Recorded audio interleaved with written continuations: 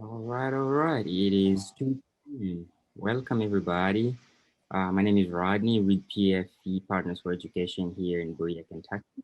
And you have joined community-wide literacy with the campaign for grade level reading session.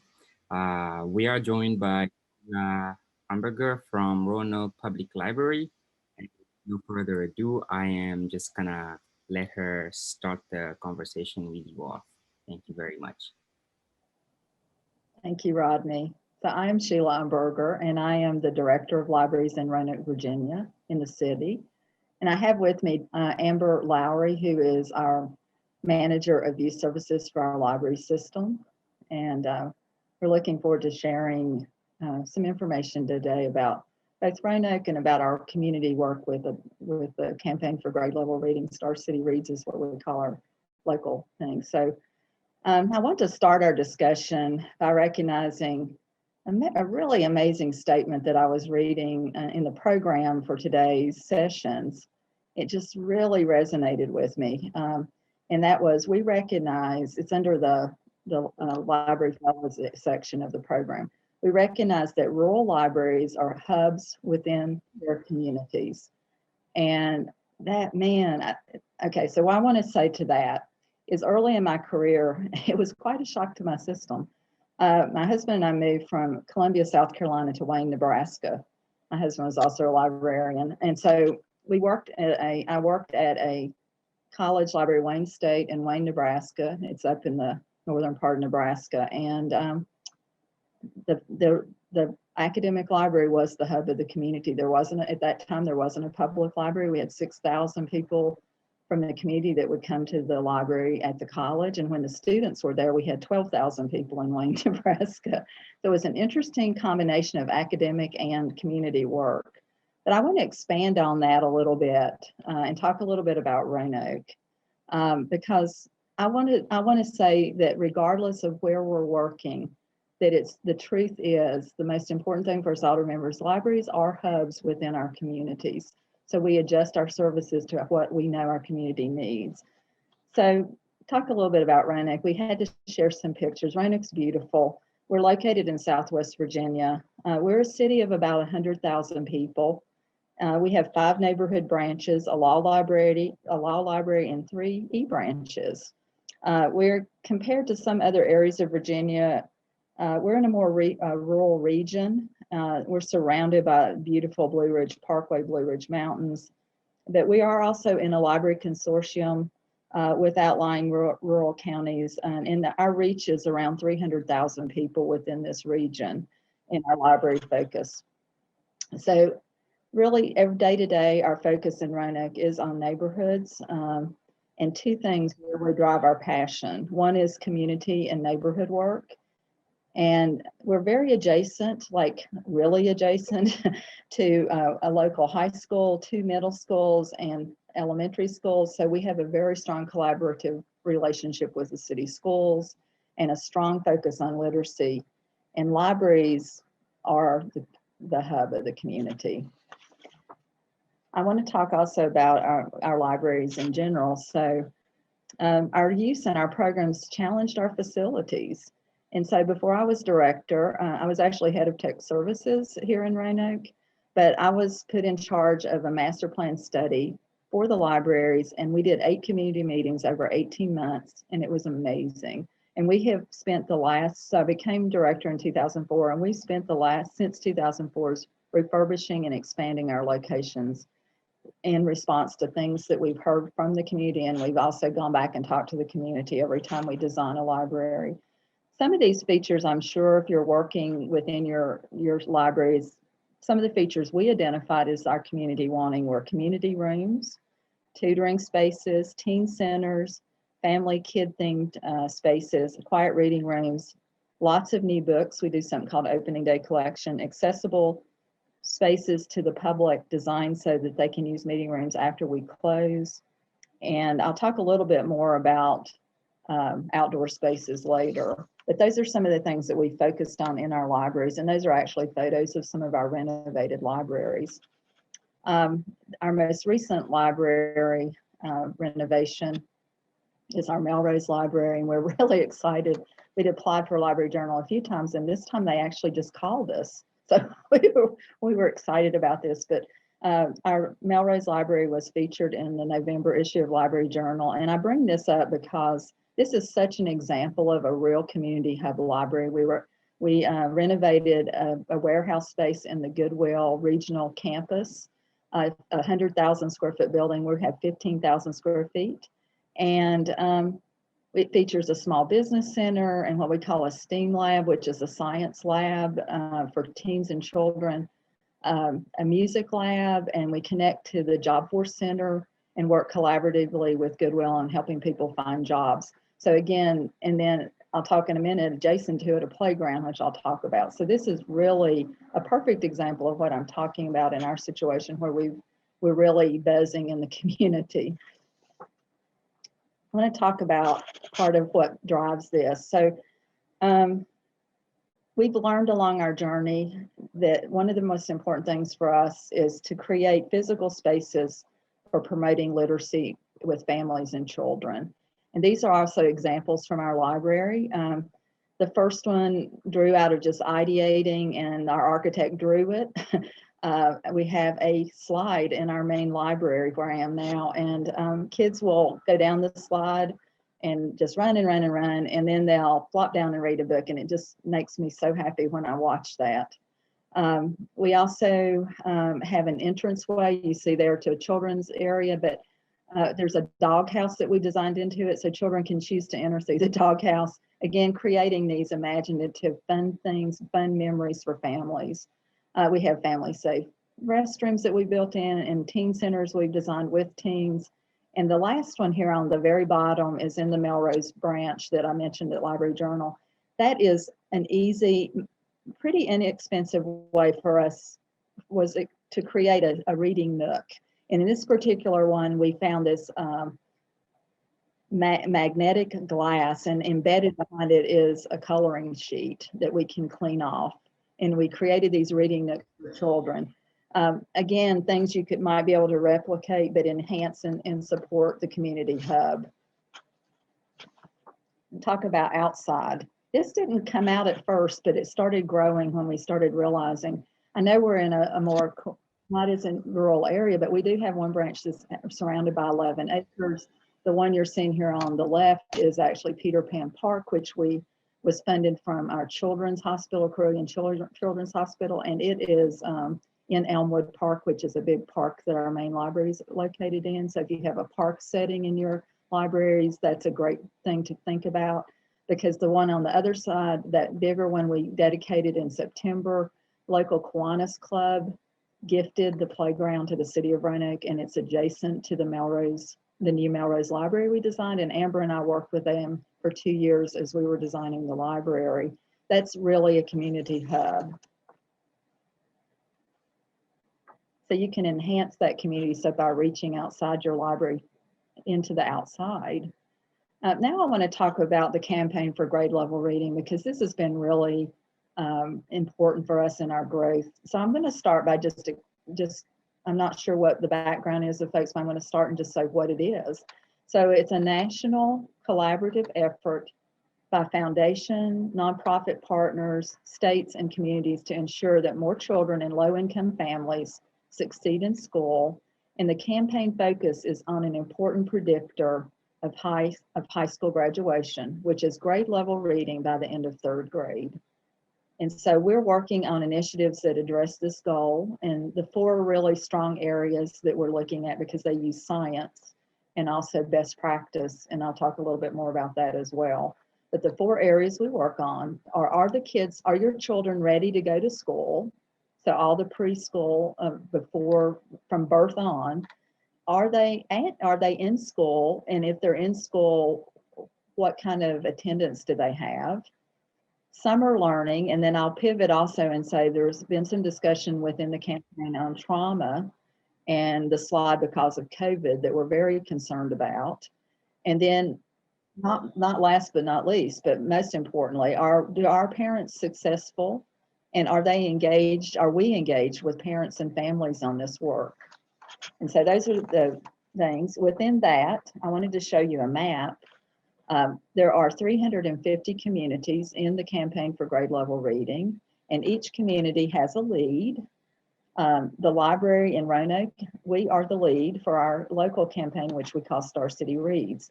But down on the side, there are 11 of us that are leads that are libraries. And these are the 11 libraries in the country in the campaign for grade level reading that are local campaign. And there are other entities like United Way. Some states like Iowa, the whole state has a campaign lead. We've seen different ways this model works. The best part is it works in all different sizes of communities. So I want to talk a little bit more about our local campaign. We call it Star City Reads. So we've grown our partnership within the campaign through collaboration with partners from 6 original Star City Reads partners that were working together on this, how are our children doing by 3rd grade. So our vision is to ensure that every child in the city of Roanoke is reading at or above grade level by 3rd grade. So some of the partners that we started with, that we've grown from the city schools to United Way, TAP Head Start here in Roanoke, and then other partners like Roanoke Symphony, the Taubman Museum of Art, the Virginia Children's Theater, our medical school, Mill Mountain Theater, the police, Department of Social Services, a pediatric clinic we just connected with. These are broad examples of connecting with our community collaboration. And again, the community hub of not just the library, but the community idea that you as a community are talking about why reading and why literacy is important. Part of what we did is we began in 2011 with an application for an All-America City Award, which is a collaboration between the National Civic League and the Campaign for Grade Level Reading. And you can see there, without me going over it, we have won several times in Roanoke, starting in 1952 for the building that I'm sitting in, which is kind of cool. And the 2012 and 2017 for our work in the campaign. But the important part that came out of this, the benefits I want to highlight. So we created, as part of the campaign, the first thing you do is you create what they call a community solution action plan. And this has really helped drive our work because it's a benchmark, because every community is different. So the benefits of the campaign and the community hub as a library combination go very well together. First thing is best practice. So you network with others when you're working with literacy, and whether it's locally or you saw that map. Your programs by the campaign are encouraged to be designed to be replicated in other communities. And we have had, I'll show you some examples of that in a minute.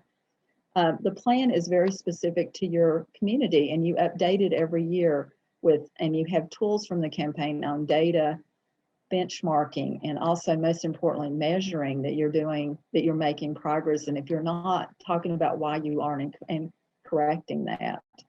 And then lastly, the most important thing is sharing the load, whether it's nationally, calling up someone you know, like there's an amazing campaign in Florida. There's amazing support if you have a question. And so you share the load both locally and both nationally with the campaign. So those are things that I would very much highlight, or positives for us to being in the campaign for grade level reading since 20. Hey guys.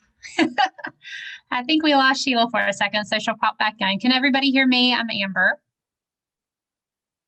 Can I get some thumbs up or a yes? Okay. So I'm gonna probably continue going on until Sheila gets back in here. So hello, I'm youth service coordinator for all the youth service people out there. Whoop whoop. Now all of a sudden I'm in charge of the PowerPoint. So let's go. So she was talking a little bit about Star City Reads, our initiative with Roanoke. Yeah, we're having difficulties, Rodney. So I'm just gonna go until Sheila comes back in. I see your chat. So I'm going to talk a little bit about some of the programs that have come out of Star City Reads. The first one is a program called Feed and Read. And this is something we started with a pilot back in 2014.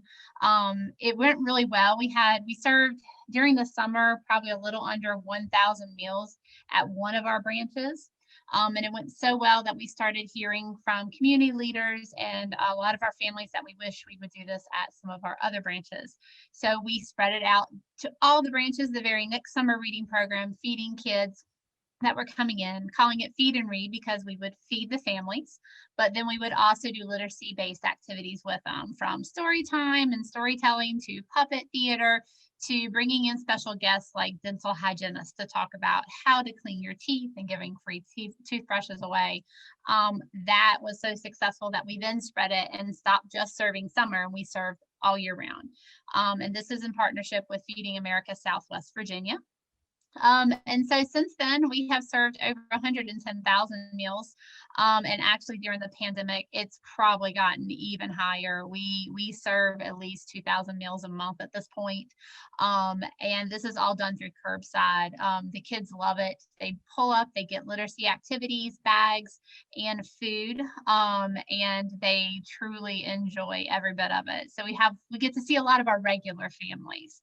Everybody still on and can hear me all right?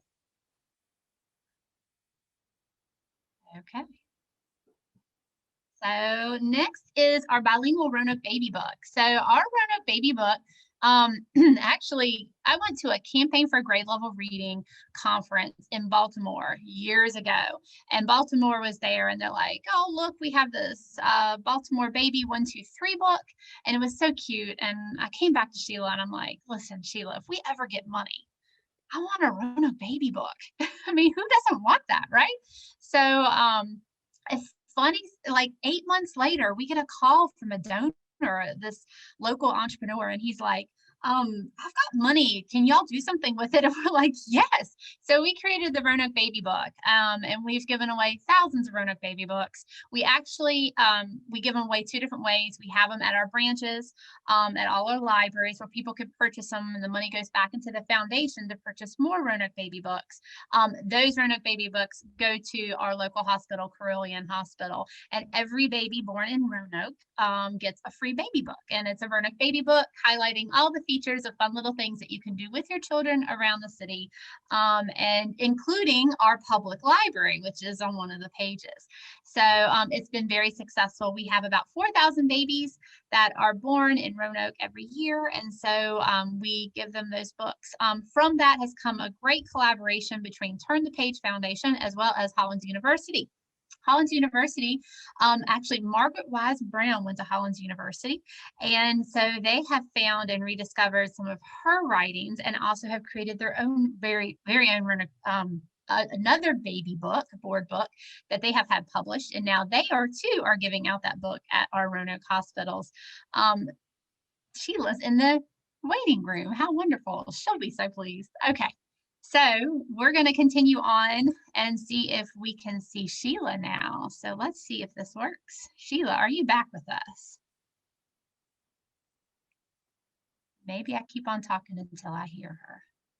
So fun that y'all could join us during technical difficulties. I see Sheila, but she is muted right now. So I'm going to advance to the next slide, which is Feed, Read, and Grow. Sheila, when you can hear me, you just chime in and I'll let you take over. Feed, Read, and Grow grew from all these other partnerships. Now, Sheila mentioned before that we had so many partnerships because of our collaboration with the Campaign for Grade Level Reading. And because of that, we were able to come up with this brilliant idea one day about Feed, Read, and Grow. And we were able to call up all these partners, and it literally, we called them up and like, can we meet on our porch? And we met on our porch. This was before, of course, the pandemic hit. And we talked about ways that we can reach out to our community, and how we can reach out to a lot of our immigrant families, and do classes at our libraries that involved our Carillion Pediatric Clinic, as well as our Blue Ridge Literacy team that is housed in our library.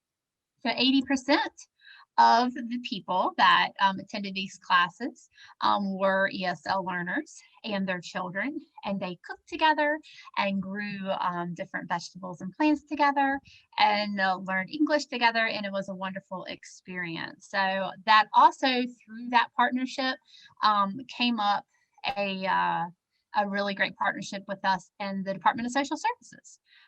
So Department of Social Services actually came into our library from that point on, and took applications from families that were needing services. A lot of you might be aware that with Department of Social Services, a lot of families don't feel comfortable going there. They think all kinds of things. They think that, oh, their children are getting taken away. They're going to be reported for something they're not doing right as parents or something they're not doing.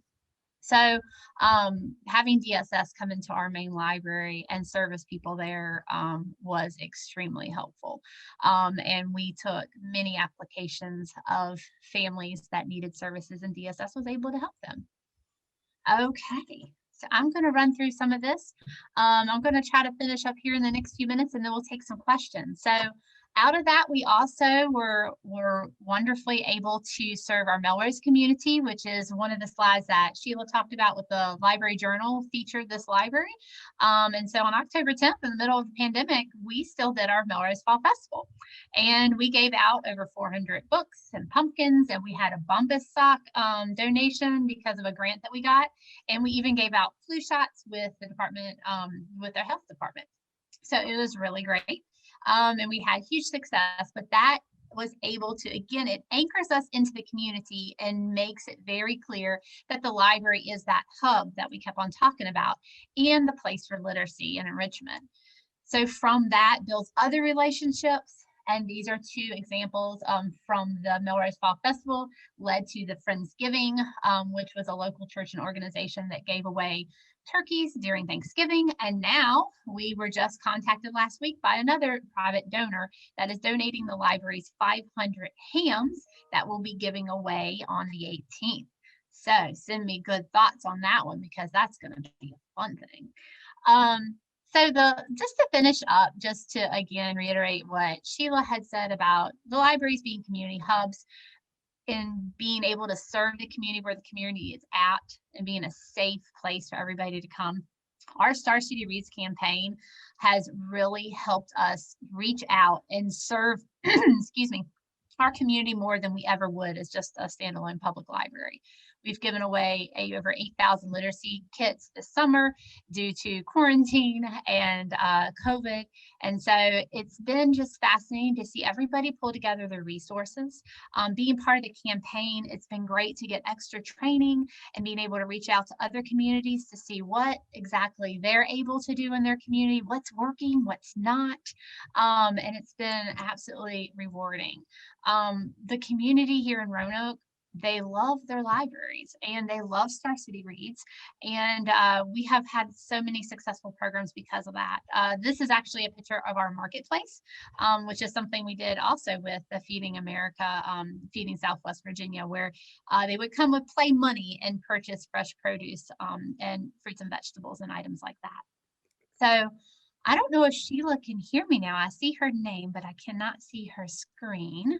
So this is Sheila's contact information. And we laughed about this when we went through our presentation earlier of what would happen if Sheila dropped out. So it's so very fascinating that that happened. So we knew that I was going to take over at that point. So I'm going to go over to where you can see my screen and take any questions you have about the campaign, about Star City Reads, about Roanoke Public Libraries. And so if you would either put your question in chat or unmute yourself and feel free to talk or ask any questions. I appreciate you sticking with us through this. What has been your most successful literacy event? Our literacy kits this summer have been really successful. I will say that. And Rodney, you might have to leave the questions after this one, so because if not, I'll be like a squirrel and be reading. If Rodney's still on here, I believe.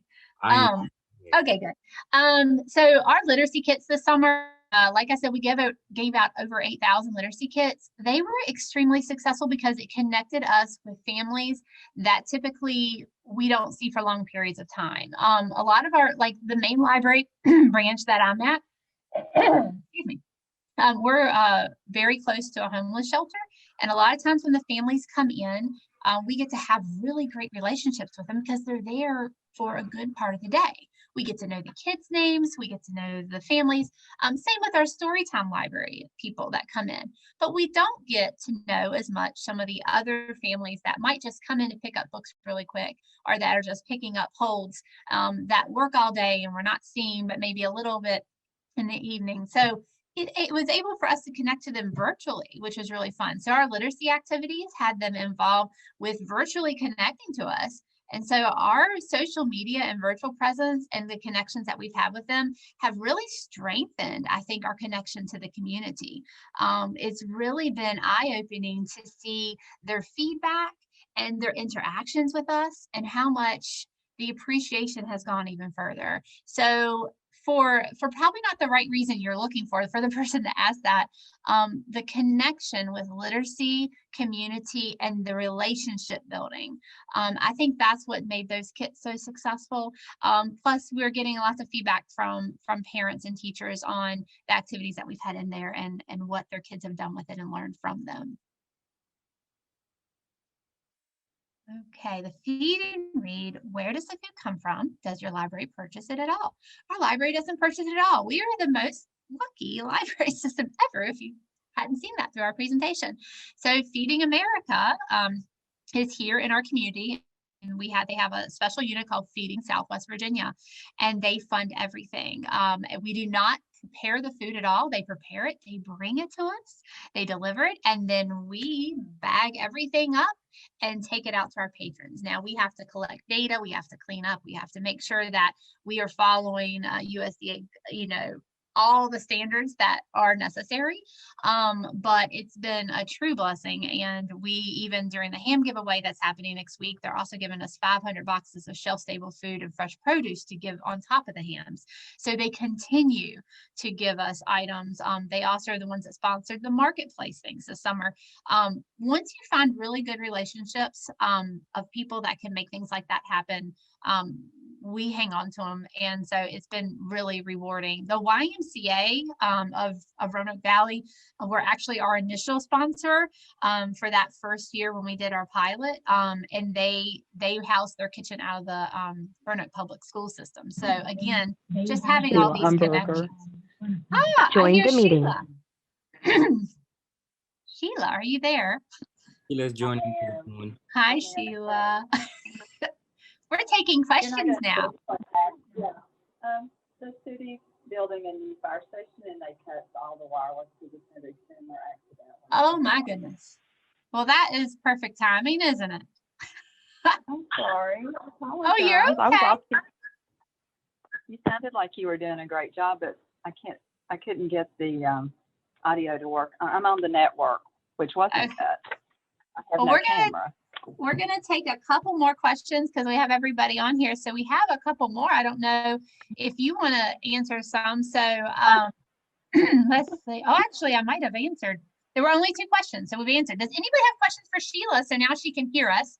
Perfect timing on the city to cut off the wireless to the fire station like that and affect our libraries. Luckily, yeah. So anyway, does anybody have any other questions right now?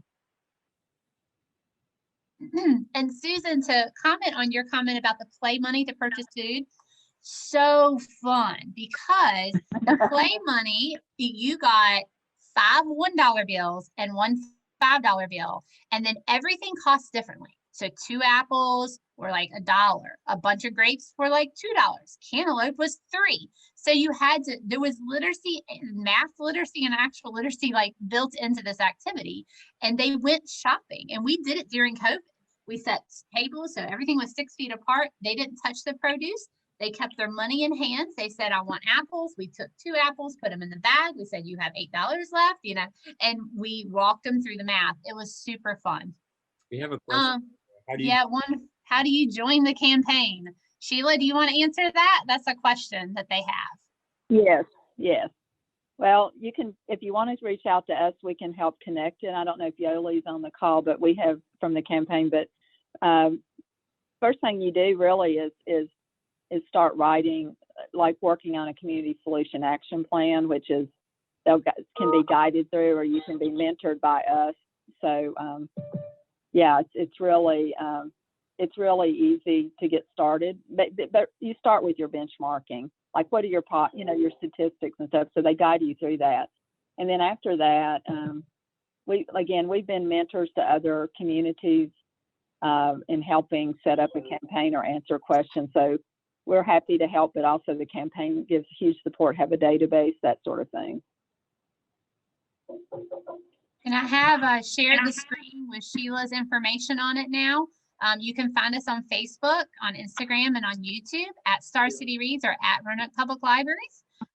So that is where you can find us.